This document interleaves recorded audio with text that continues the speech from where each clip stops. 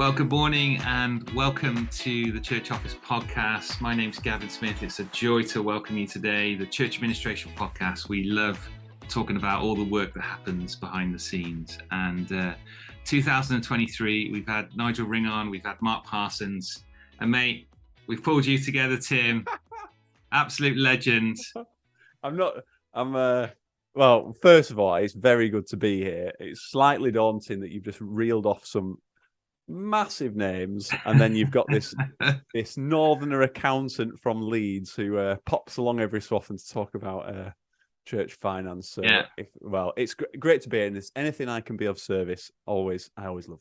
Absolutely love having Tim on, and as you know, he is just brilliant on the podcast and loads of wisdom. And for us who are serving in our churches, you know, whether it's in finance or right across the board spectrum of church administration, then hopefully today's topic of budgeting is going to help you. And I think we really felt that I was sat, you know, re-listening again to the kind of conversation we had with Nigel Ring, and just posted out a video in the last few weeks. And he's just got so much wisdom, isn't he, to capture, and you can see it just dripping. The wisdom just comes out of the conversation. I was fascinated. I've been working with churches, charities, and organisations for many years, and have looked at many budgets, been part of trustees meetings and whatnot. Not for as many years as Nigel has, but it was just to be able to just hear the experience and the wisdom, and how he just brought together the real importance of where a church needs to be going, how this budget process really fits into vision, and keeping the main thing. When it's so easy to get sucked into the detail, the challenges, obviously the lack of resources, which the natural barriers, and just being able to write this is the focus. And it was really interesting to hear. He was great, wasn't he? I loved his heart when he was just, you know, kind of just again prompting us, saying, you know, the church doesn't need to be in survival mode at the minute. It needs to be available. It needs to be out there sharing the good news of Jesus with people. And as we think about that in budgeting, you know, I loved his comments on saying, you know, what is at the essence of what you do? You know, come to terms with what has God called you to do in this local church? What's the essence? And then what are the periphery things? What are the things that actually maybe you just need to find a different way of financing them? Maybe the finances need to be drawn back in a particular ministry, but maybe God's going to provide a person. And it's just lovely, just picture of going, oh, this guy gets it. Yeah. And it's so helpful to be challenged in that way as we talk about finances and ministry and faith and all these things that are going around our head as we talk about churches' budgets this year. Yeah, and it's a real challenge what he brought about. And from you know, when I was listening to it and just trying to apply that into the church clients we work with, knowing the differing scenarios we get as a bit of a barometer of how churches across UK and areas are doing, it's a real challenge, isn't it? Because I think what he's given a challenge of a very important perspective, and the big question that's kind of an answer is how does that shaping of a budget work with a group of people? Because you had a great conversation about, you know, leaders, church elders, how your church is structured, how trustees are involved, how the finance manager or administrator is involved there, and how that is shaped. Is quite it's that's the next big question, isn't it? Really, of like this, you know, if we're able to embrace that challenge of keeping the main thing, keeping the focus that the church is not meant to be in survival mode at the moment, with the limits of the constraints on budgets, and how do we shape that? And that, for me, I think that's the big question of how that does that, which would be interesting to explore. It's great, and I love this point. You know, trustees, we want them to be spiritual. I think just starting talking about budgeting, we're talking about teams and people talking about this stuff. You know, this shouldn't be a single person doing it on their own, feeling like they're carrying a responsibility. You know, this needs to be on leadership team agendas. This needs to be talked about. There needs to be thought and planning and prayer going into all of this. And so if you are on your own, then, you know, first bit of advice, how can you expand that and bring people into that conversation? And you know, our elders, our PCCs, these guys have got a responsibility to, you know, to work the finances through, to connect it to vision. And so don't do it on your own. You know, that is absolutely key.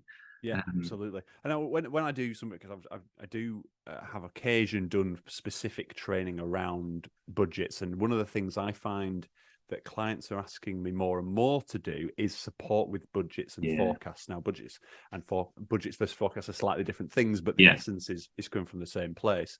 And what the bit I find fascinating about this budget setting process, if I was to launch into a little bit of, I guess, financial theory, if you like, is just how that last part of the budget setting works. So what I often talk about is a pyramid of how you build your budget, with the base layer being the foundation stage of you start with the budget of what you actually know. It's usually that individual, the finance officer, the administrator, starting off with what factually know, what happened last year. We will start the budget there. Nice, straightforward. We then get onto the essentials, which is the next building block of what do we need to change this for? What's happened with our donors? Have people dropped off? Have we been growing? Have the government changed the national insurance tax again? And the things that we know are coming on the horizon, we need to change. Now, those two steps are normally the nice, straightforward, easy bits, even though that they can at times be nervy if you're a church or organization where your resources are limited, and it's starting to paint a clear picture as to how things may look like in your next financial year, or even the next financial year after that, if you're that, you're an organization that are doing 2 years ahead. But the final stage, which I sometimes call the principal stage of how you shape this last part of the budget, is the bit that I find really fascinating. Is really, I think, the bit of how we help shape this budget in the direction we want it to, and on the values and the vision that the church is wanting to have. And it's the bit where I think everything can either fall down and get complex, or we can gather round in faith, knowing that actually, wow, God, you've really blessed us here. We've got a fantastic budget with plenty of resources, or things are looking tricky, Lord, we need is providing. So that final stage for me of the pyramid is the key bit. And I often talk about some principles around budgeting that can be helpful to help people on this journey of wherever you're at in your organization's kind of financial journey in setting a budget, is understanding some of those principles, of which often the most common one that people automatically go to, because I think people have this whenever we say the word budget, some of us will have a twitch in the eyebrow, because we've been used to those family budget discussions, which can be a bit tricky, and it often comes with a connotation of restriction and holding things back and being prudent, of which prudence is a key principle of important part of budgeting. We're being a little bit reserved, a little bit worst case scenario, but it's not the only one. And it's kind of, I quite like busting this kind of, a budget doesn't always have to carry this assumption that it has to always be prudent. We've always got to carry this kind of like step. So you can have an aspirational budget, for example. We if everybody knows we're setting a budget that's aspirational and everyone's on that journey together, knowing that this is what we're aiming for, as opposed to something that's we're sitting back and thinking, we just want to be cautious. That's another principle you can do. And there's quite a lot of principles. But what my key thing is when I'm talking to people about budgeting is making sure everybody knows the kind of value you've put around how you've shaped your budget. If someone's got a prudent mindset and someone's got an aspirational mindset, that's where there's going to be gaps, isn't there? It's where the journey kind of comes apart. So and it's where that budgeting theory kind of meets those big faith and vision questions of how that budget gets shaped, which I find quite interesting. It's interesting. Go back to your first base layer. I think is so important of kind of assessing previous data and having information there is so key, isn't it? Because like a family budget, if you take it so simplified to a family budget, 70% of it doesn't change. Most of it isn't. These are fixed things, or okay, they're rising costs maybe in in terms of the church, in terms of areas of utility and building, things like that. But the majority of it, we don't get to make huge amounts of decisions in those kind of areas that are fixed. It is as you go up that pyramid where decisions actually matter, and having the right facts and the right information to give to people who are decision makers, who are aspirational, maybe in wanting to push forward the mission, and explore new ways that the church can reach out that does cost money. Yep. I want to be able to make sure that they've got all the information to make those decisions, and by making that decision, here's what some of the consequences might be. Yes. But I'm going to stand with you in faith, because I really think you're onto something here. God's leading us in this direction. And there's a degree of trust and faith that has to come. And as we ask our donors and our members to give in faith, I want that mix and that thinking to be going on in our budget as well, as we progress through, into that pyramid that you're saying. Yeah. Absolutely, really important. And I think one of the things I love doing a bit in my job is being able to give boards, some trustee boards and key management, the facts in the most plainest financial storytelling way, so that it can equip them to go off and do, make those decisions and be informed. And I think it's a really helpful mindset as well. If you're listening out there and you carry the weight of responsibility for preparing that budget and communicating those financial stories, is that if you can, I've been many a time where I've realized that actually things are more looking south than I would like for this organization. And you do automatically feel a sense of responsibility for that, even though you're not responsible. And if you're able to carry a mindset of I'm communicating facts to help people be informed, to then seek God, make decisions, communicate, and all the rest of it. It's a really good mindset. But you're right. If you don't have those base layer facts, it makes the process much harder. Harder. So. And I think if you're in a leadership position and listening to the podcast, and you may not deal with the finances day to day, but you're involved in helping to set budgets and that, please check up on those that are serving in the area of finance. Let's make sure these guys are doing well. And that they are being cared for, because I've met so many treasurers who at this time are feeling the pressure, trying to balance budgets, trying to work things through, trying to pull together the information. And so just as a quick snapshot, let's stand back and let's make sure that we care for those that are doing it, make sure that they've got what they need. What can we do to serve you that will enable you to do this more effectively, with more joy, with more anticipation of what's to come, so that people don't just get all bogged down in it. And I think that we want to care for people in this, don't we? Absolutely. And it's really important. I know, particularly for certain church denominations as well, timetables for when compliance accounts have to be out at the same time as budgets and whatnot. It is an intense period. So, looking after those people who are being good stewards of the finances is really important. Give them a pat on the back. Yeah, absolutely. Don't if you're like me, donut in hand, and I'm off. It's so true. I mean, we kind of, it's funny, we go on retreat in January and our year end is December. And we've got this kind of week period where we're like, how on earth do we pull together some kind of set of management accounts that we can look at, and we want there to be a time of just thanksgiving, a time of just amazement of all that God's done and provided resources for us this year, as well as then being able to move on to the next step and saying, right, this is a perfect time. We've got everyone in the room. How do we start talking about budgets for this year? So there's points, aren't there? There's seasons which are quite pressurized, and I think, if you're a church leader, being aware of those seasons and caring in the finance stuff is absolutely a must and is crucial. Yeah, absolutely. Having some idea of what your financial rhythm that I sometimes talk about is what are the yearly, monthly pinch points that it's super helpful to be aware of. Jumping into income, Tim, the churches, I think churches are doing great, aren't they, in terms of standing orders, online giving. I mean, we're able to kind of, it's so much easier. I remember when I started, 19, 20 years ago, we were waiting for checks and cash to come in.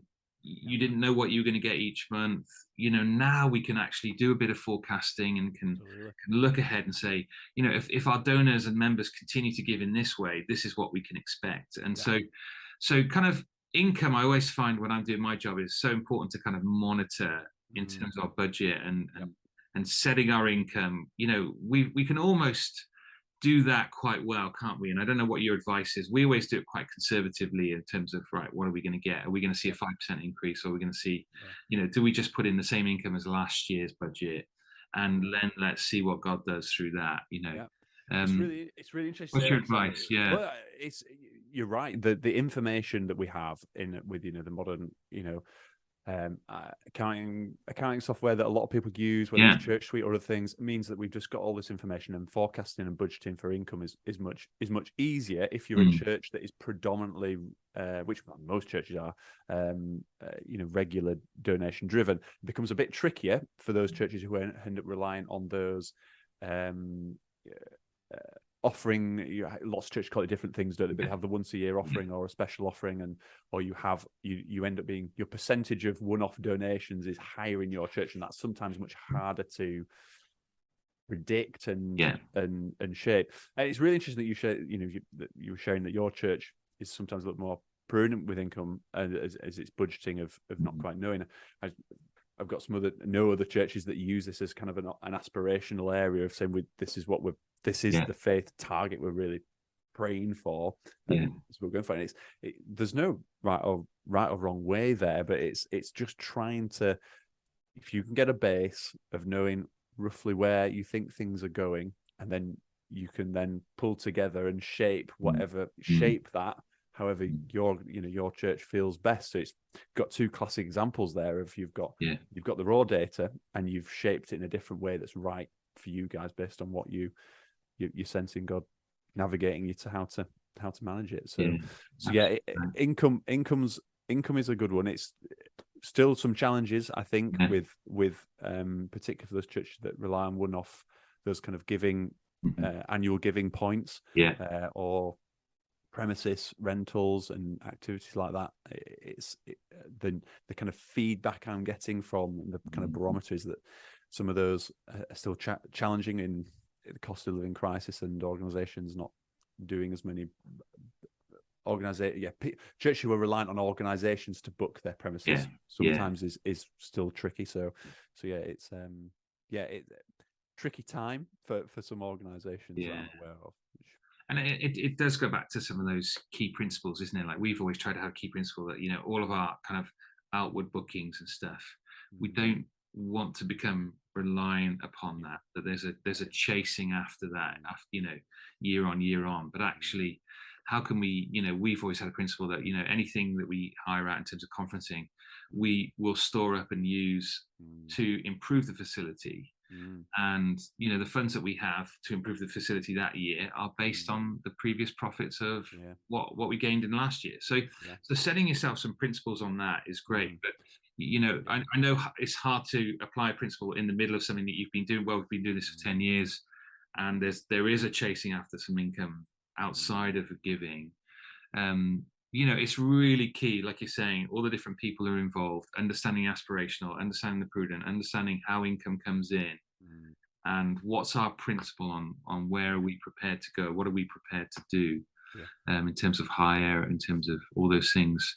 Absolutely, there's a phrase that I was told that I found really helpful, actually kind of leading on what Nigel was saying, is that it's important, if you kind of use this, it's an analogy of a boxer. Basically, it's important to have the right hook of aspirational, faith-filled financial management and budgeting, but also with the very good left defensive block of good financial stewardship. And this is a topic that will be talked over and over and over again, because there's always this almost sweet tension of trying to find this medium, which inevitably brings us to our knees of saying, God, look, where are we going with this? And it's fantastic in some ways. If that tension wasn't there, the kind of faith-filledness of church finance disappears. So it's quite fascinating, really. It is interesting. And I was speaking to a church the other day, and I think I guess I just want to drive the point here of just clarity is so important when we think about income. Is we had a church who barely had enough money to pay their staff, because they'd had this kind of long-standing kind of arrangement that all their gift aids that they collected from their giving went into a building fund that became a restricted fund. And so they had a huge level of money in a building fund that was restricted, but the day-to-day operations of running the church and paying staff were really limited. And you're saying, why haven't you readdressed this? Oh, that's what we've always done. We were at that point 10 years ago when we wanted to and we could afford to put all the gift aid in, and we did a once a year claim, and we dumped it in that account, and restricted funds are saying, well, actually, you might need to change that. You might need to bring a little bit of clarity, and it's okay to change it, and it's okay to have that conversation with trustees and PCCs and say, maybe we need to, address the way that we, allocate these funds into restricted into general funds. And so I'd encourage churches to think about those things as well. Yeah, absolutely. Well, as a big part of what we do as independent examiners for churches is we always review the funds, and we would always highlight to an organisation if certain of whether their designated fund balance or restricted fund balance hasn't moved, because there are options. Even if you've got a restricted fund that's sat there for years, there are options available. Some of them are administratively tricky. Don't get me wrong. There's sometimes where you do have to ask permission from the Charity Commission to see whether you can unrestrict something or change the direction slightly of what the original giver gave, or you've got something that you've ring fenced. There are options available to be able to do that, and it do come across a number of times where people don't quite realize that if something has been restricted, there is a potential that it can be changed in a slightly different direction with the right process. So yes. Echo that encouragement. Have a conversation about it, isn't it? I think that's so cool. Let's go on to expenditure then. I mean, one of the big questions and challenges I think that people are facing is the idea of now setting a deficit budget.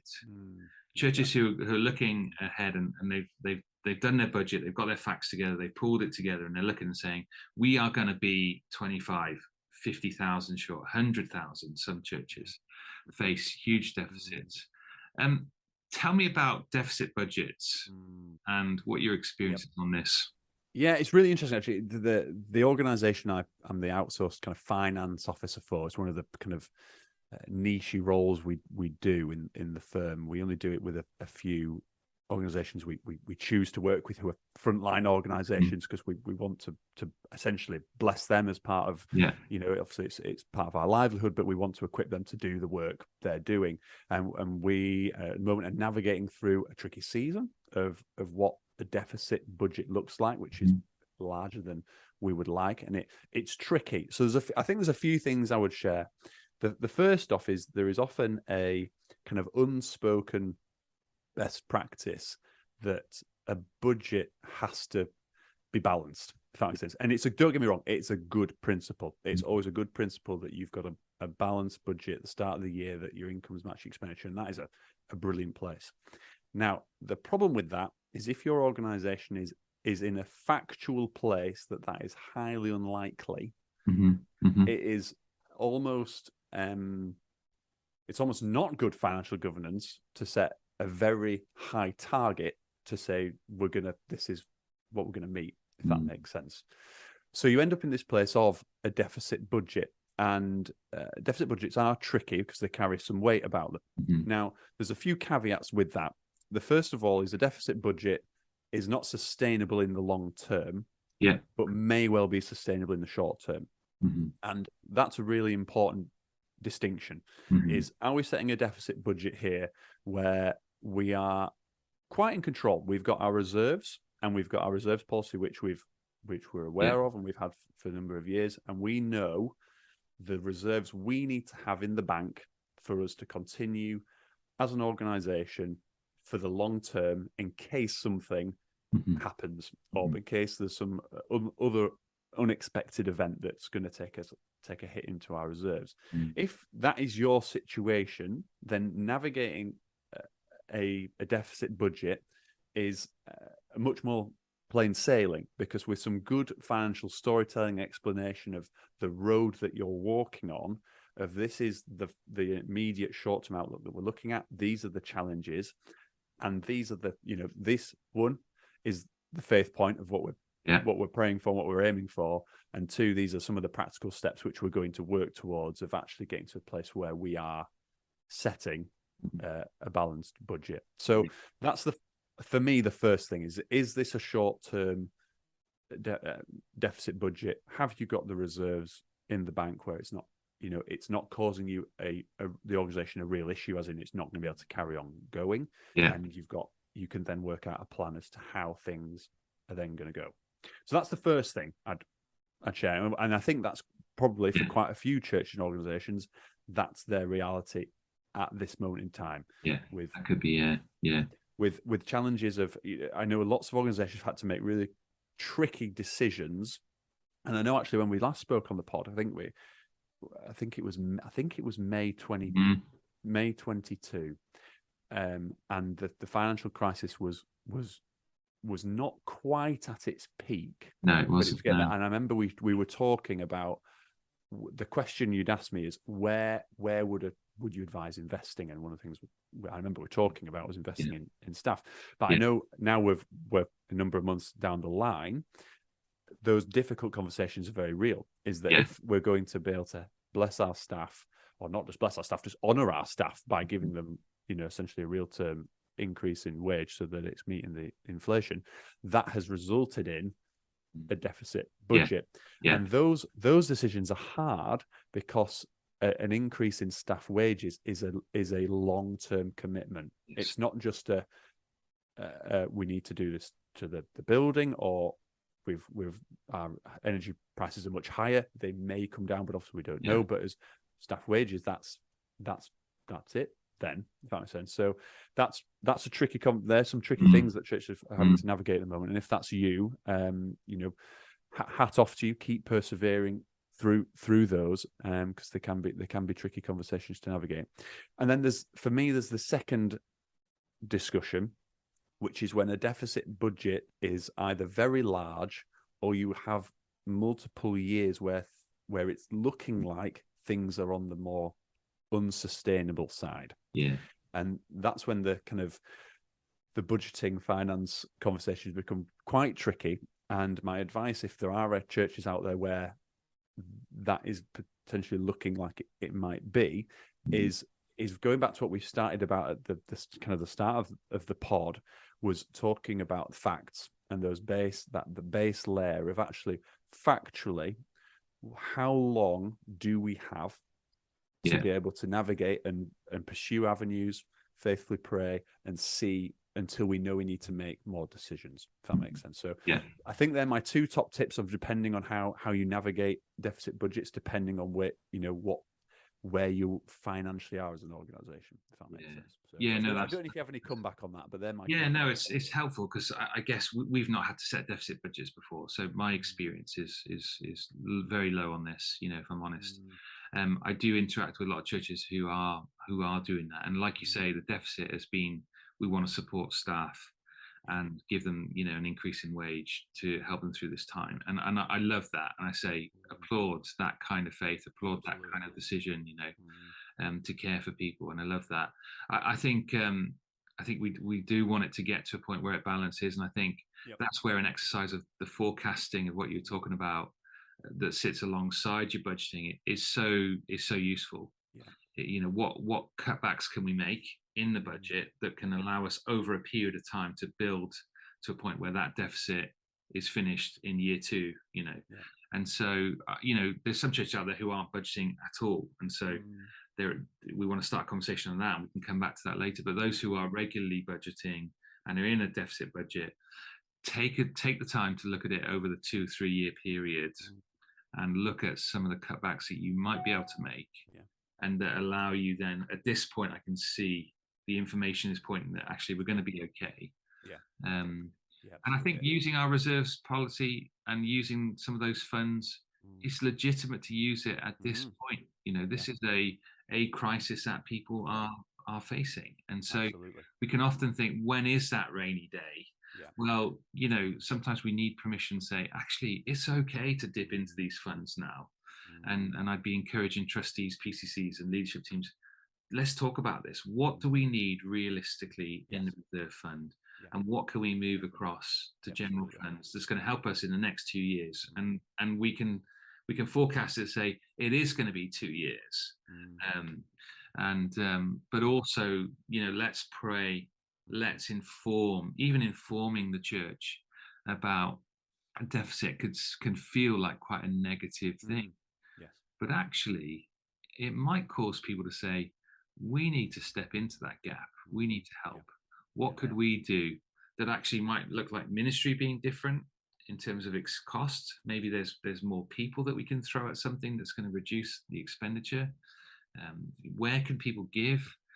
We were given an out of the blue donation this week, as we were talking about, right? What does it mean to pass the gospel on to the next generation? People hear that priority and go, I want to get behind that. I'm wondering what the budget is for that priority, and having conversation around that stirs people to say, yeah, I'd love to give more to that, and commit to give more to that over the next couple of years. So all of these things are helpful things, I think, to be chatting about and getting people involved in, and being honest about it, and doing that. So let's talk about forecasting then. Give me some of your thoughts on that. Yeah, forecasting is really interesting. I give a very quick distinction between budget. Yeah, let's do that, because they are different, but they can often be used interchangeably. Now, when I talk about a budget, we normally talk about it in its kind of formality of that. This is actually either what the finances we are aiming for or expecting, or we're going to compare this year. We're going to this period of time. We're going to compare this to, and a budget is often important to kind of keep semi-static, because it means you've got something that isn't moving that you can compare it to. And that comparisons are really, if you just very briefly talk about financial controls, having something to be able to compare your finances to, i.e. a budget, is really important. And if you kept on moving that budget, the comparisons is much harder.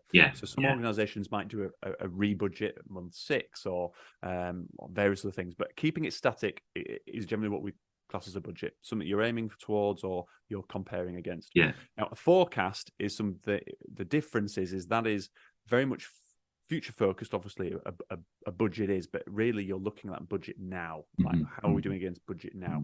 Whereas a forecast is looking forward and saying, right, we're painting a picture into the future of what our financial story might look like, maybe under differing scenarios. This is the best case forecast, this is the most realistic, and this is the worst case. And the really great thing about forecasting is it is possibly the best financial tool that an organization can have to help aid decision making. Budgets are really good because you know where you think you're going to be by the year end, and you can compare it at the time. Whereas a forecast, essentially, you're opening up the window to say, right, if we're in this financial picture here, number A, we can do X, Y, and Z, and we can do it then. Or we're in scenario, it's looking tricky, we can't do that. And it means that all your decision making comes forward instead of being responsive, if that makes sense. So one of the things I spend a lot of time doing with my some of my kind of largerish frontline charities is doing this exercise of a 3 to 4 year forecast, which means that it takes the pressure of firefighting. And don't get me wrong, there's always firefighting, isn't there? Because the situation come along. But it helps if you're someone who works in finance with your church organization, and you're able to do a 2 or even 3 year forecast, that can help the conversation about vision, strategy, and resources very quickly. I'm a big, I don't know if you can tell, the Yorkshireman here is getting passionate about forecasting. I love forecasting. This is great. And and if you're an Excel person, then you can do all sorts of jazzy stuff, but you don't have to be. Do you know, it can be fairly straightforward, and it can really serve your organization well by doing that. So so that's a little bit. That is great. The forecasting thing is great. I think what you're talking there is great. I love the fact that you are bringing decisions earlier. You're bringing information earlier. So you're saying this is what we could face, and so it prompts us to be able to pray. It prompts us to be able to have that conversation about ministry and what we want to do over the next few years and priorities. and you're right, it does mean that we can be a lot more agile in how we, can respond to, situations, and the firefighting should be less on the basis that the forecasting is there, that we can all see it. Absolutely. And the great thing about forecasting is it's there for the challenging times to navigate. We're making sure we've got the resources and we're floating, but it's also great for visionary stuff where you think, right, if we had a 20% increase in income, 30%, or we had this come in, what could it look like? What could the staff structure look like? What could we do here? And it opens up an exciting conversation, which is very different to the classic church treasurer saying, no, we can't do that. No, absolutely right. There. But so it changes it very, very much. So I'm a big fan of forecasting. Big fan. Yeah, forecasting is great. And I think with the forecasting, I think one of the other things that Nigel recommended on the podcast with each other was this idea of like regularly reporting management accounts. So he was talking about monthly doing that. And I think, there are some touch points. So what do I do as somebody in our church finance wise? I'm looking at stuff weekly. I think I'm looking at stuff monthly, and I'm looking at stuff in a kind of seasonal basis. And we know, looking at some of the patterns of our giving over the last few years, there are quarters where we just receive less, but there are other quarters where weirdly it's made up and we receive more. And I think people forget sometimes, and there are different timing issues and all those kind of things. But that kind of, that reporting stuff is good. And I think having a tool that enables you, or some software or something that helps you to pull together data quickly and easily and accessible, I think is another vital thing to help us with our budgeting, to help us with our forecasting. Any thoughts on that? I mean, the tools out there are vast. With cloud accounting, even if you're just doing things on Excel, but the options that are there now for churches, that just weren't there 4 or 5 years ago. It's there. So if you're a church who are wanting, who have maybe have been doing your finances the same way for a long time, and maybe been reliant on key individuals, the options that are out there that can help you do all that are so much more accessible than they used to be. And I think a quick top tip for me is one of the other things I love talking to organizations about is financial storytelling. Is that having good reporting is brilliant, and it helps all this conversation. But if you can put that into a short, this is our financial story, this is where we've come from, this is where we are, and this is where we're going, in a short space of time, into a short snippet, that is brilliant. If you can convert your numbers into a story, you can help equip people, whether it's trustees, key management, whoever it is, in a much more effective way. It's brilliant. So it's worth checking out if that's something you think would be helpful. Absolutely right. And let me just encourage anyone who's involved in finances in their church. You are doing some brilliant work. It is gospel ministry. Without you doing what you do to finances, ministry wouldn't happen, would it? Absolutely. So you are enabling. There's an aspect that you are enabling ministry to happen because you are involved in the finances. And there's a sense of you're protecting the gospel as well, because having transparency, having good accounts, having a church that's following all the legislation and legal requirements. It just protects the gospel wonderfully and against accusation. And it really is essential, isn't it, to ministry? And it's possibly another pod for another day if listeners still listen to my Yorkshire accent. But one of the things we've spent quite a lot of time doing in this last year is helping churches navigate some charity commission investigations around these sorts of things. And it is sadly there isn't many weeks where there isn't a church that ends up in some sort of charity commission investigation, normally around finances and transparency. So it's a huge area. So what you're doing is absolutely essential. So it is. Keep on keeping on, because it's essential. So important. So yeah, so please check out some of the other podcasts, with Nigel Ring, and we were chatting about that at the start. There's just some great wisdom, and for that, I know we've been talking about a lot more about the practical things, and those are great. And pick up that. There are people like Stewardship who are writing some great blogs, and I know Stephen there has written something recently in kind of the middle of January. So please check out his stuff as well. There's some good people talking about this who are really helpful things at this time. Yeah. Mate, how much have you been paid for that product placement over your shoulder?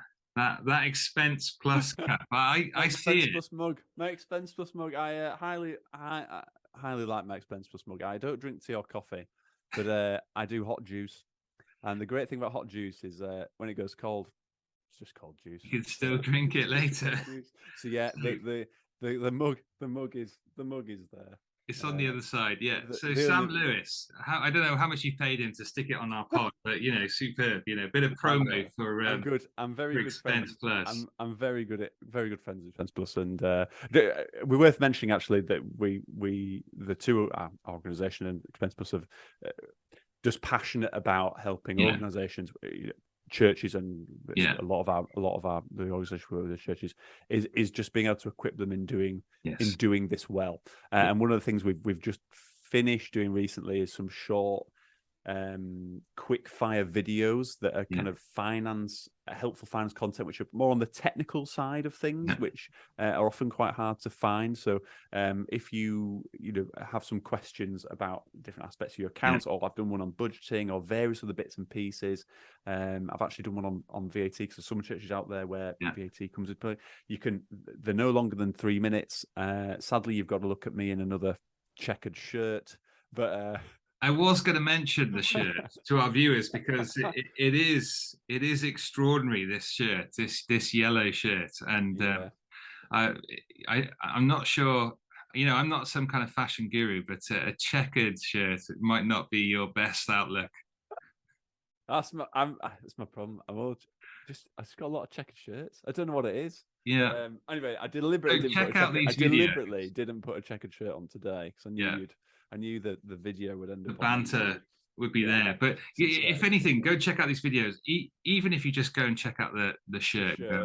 This was horrendous. Well, the funny thing is we've done two lots of these short videos. One I'm wearing a blue one, and one I'm wearing a yellow one. So anyway, shirts, checkered shirts. That seems to be my go-to. The content's great, and we love and trust. Tim is great, and Sam Lewis, the guys at Expense Plus. And if you haven't got a finance package or a tool that you're using, let me highly recommend these guys. Not just the software and the cloud-based accounting that they do. These guys love the local church. They love the people who are doing finances. They see the huge work that it is. They make the connection between how it links into the gospel and how it's ministry. And so, please, they are. I would highly recommend them. And they've set up this blog, and they've got Tim involved in making videos. I've looked on there for restricted funds. If you want just a quick snapshot of what on earth is this? What does this mean? Then what a great base it is. So the link will be on the website. It'll be on the video for those who are watching on YouTube or wherever else. Mate, we should finish it there on your checkered shirt. Land it on that one. Yeah. Absolutely.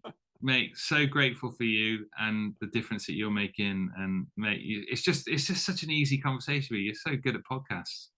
Well, I don't know about that. I think I'm just good at whittering on and talking. I think it's my my inner dyslexia that means I'd far rather chat to somebody than have to write an email. But yeah, no, it's a joy to be on, and it's fascinating hearing the guests you have. I was listening to one the other day, and just the breadth of topics you cover is just just in itself an immense reminder of what churches do, and the breadth of administration and operations it covers.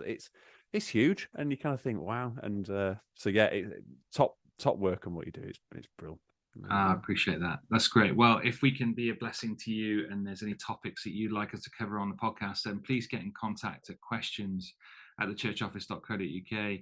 Again, the website's full of resources. There's topics that you can dive into, and hopefully signpost you somewhere else, give you a bit of info, or even just give you a bit of confidence, say, am I on the right track? And I think a lot of church administrators saying to me, it was so helpful to run it past yours. What was your template? I love the template.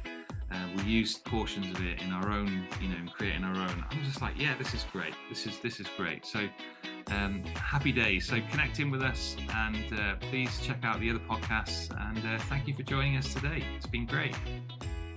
See you again.